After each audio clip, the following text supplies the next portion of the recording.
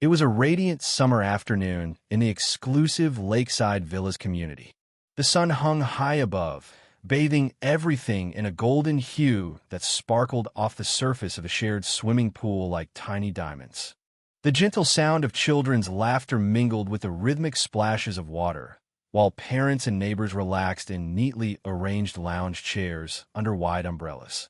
A soft breeze rustled through the fronds of tall, graceful palm trees that lined the pool's perimeter, their shadows dancing lazily on the clean stone tiles. Among the many residents enjoying the day was Nathaniel Brooks, often called Nate by those who knew him well. Nate was a tall, broad-shouldered African-American man in his late 40s. His calm and composed demeanor exuded a quiet authority, the sort that comes from years of leadership and experience. Dressed casually in a pair of dark swim trunks and a gray t-shirt, he had just emerged from the pool after several laps, water beating on his skin as he reached for a large towel draped over his chair. As Nate dried himself, he noticed a woman standing a few feet away, watching him intently.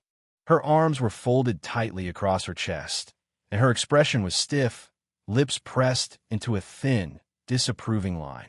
She wore oversized sunglasses that covered most of her face, but the tension in her posture spoke volumes.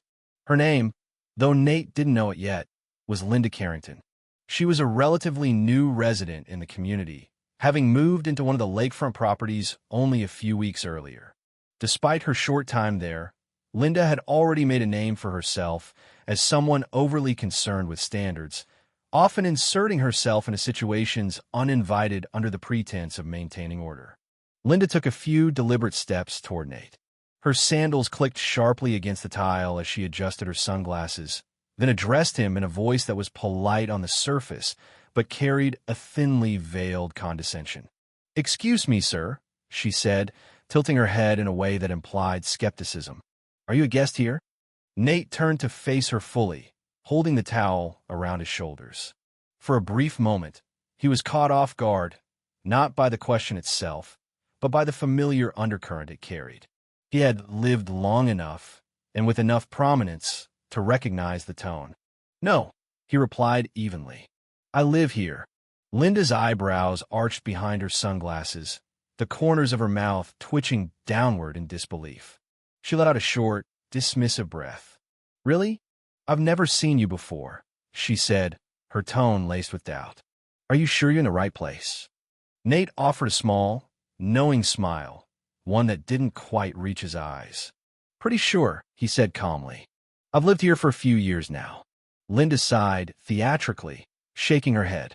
"Well, this is a private community," she pointed out, "and the pool is reserved for residents and their invited guests. If you don't have a visitor's pass, I'm afraid I'll have to ask you to leave." By now, a few people lounging nearby had started to pay attention. Whispers floated between couples, some glancing up from their books or conversations, sensing the growing tension. Nate's patience remained intact. He had been here before, in situations just like this, and he knew better than to let frustration dictate his response. "I told you," he said with steady composure, "I live here. I don't need a visitor's pass." Linda made a scoffing sound. "Oh, really? Then what's your address?" Nate exhaled slowly, his restraint visible. "Unit 512. Corner house at the end of Lakeside Drive." Linda let out an incredulous laugh, shaking her head as if he'd made an obvious mistake. "Nice try," she said, "but I happen to know who lives there. A nice family. They've been here a while. Not you." At this, Nate chuckled softly. It wasn't out of humor, but more the quiet exhale of a man who had long since grown used to such scenarios. "That nice family," he said, "happens to be my wife and kids." Linda's expression darkened, her jaw tightening. "I don't believe you," she said abruptly. Without another word, she snatched her phone from her designer tote and quickly dialed a number. Nate watched quietly, his towel now draped casually over his shoulder. "Yes," Linda said into the phone. "This is Linda Carrington at the Lakeside Pool. We have an unauthorized person here. Tall, black male, claiming to be a resident. Please send security immediately." The people nearby grew silent.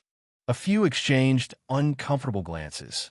Some avoided eye contact altogether.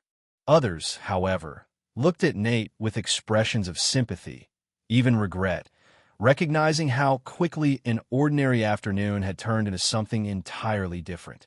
Nate sighed, glancing down at his watch. He had hoped for a peaceful day at the pool. What Linda didn't know was that she was making a significant mistake, and it was about to become clear. The unexpected turn. Only a few minutes passed before a uniformed security officer hurried into the pool area. Officer Patrick Simmons, a young man who had worked in lakeside villas for several years, immediately recognized Nate. His steps faltered, and for a moment, he stood frozen in place, his face draining of color. "Chief Brooks," Patrick stammered, his voice cracking slightly as he addressed Nate with the deference reserved for someone of high rank. Linda frowned, lowering her sunglasses. "Chief," she repeated, confused. Patrick looked between Linda and Nate, visibly uncomfortable. He cleared his throat. "Ma'am, this is Chief Nathaniel Brooks. He's the head of the Metro City Police Department. And yes, he lives here." There was a beat of silence.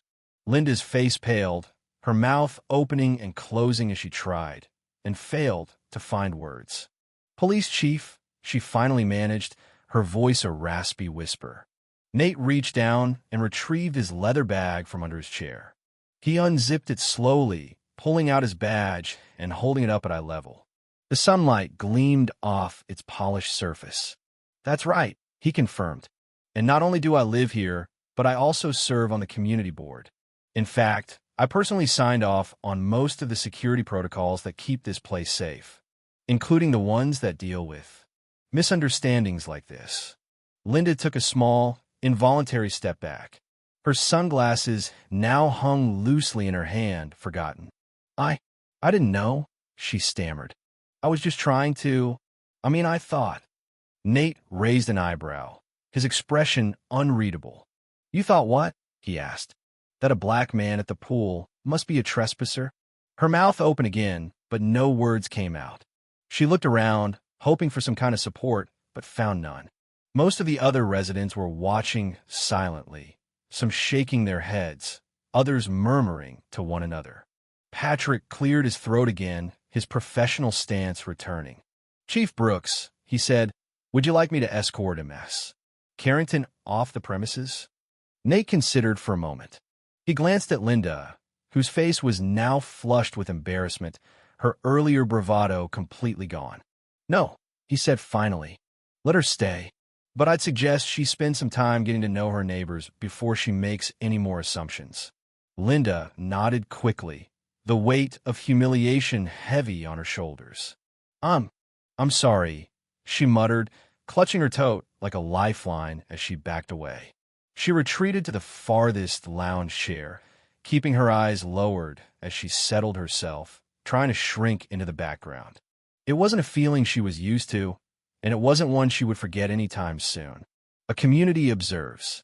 As Nate returned to his chair, several neighbors offered him nods of acknowledgement and small smiles of approval. One older gentleman, a retired teacher named Mr. Ramirez, gave Nate a respectful salute from across the pool.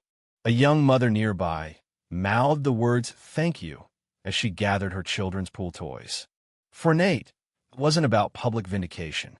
It was about principle. He had endured situations like this many times in his life and career. But every instance was an opportunity to stand firm, to set an example, not just for himself, but for others who might be watching, learning, thinking about how they treated the people around them. He sat back down, leaning into his chair, and let out a slow breath. His youngest daughter, Zoe, waved at him from the shallow end of the pool, her goggles slightly askew. He waved back, feeling the tension ebb as he watched her play. Today had been a reminder, not just for Linda Carrington, but for the entire community. Respect, after all, wasn't a privilege.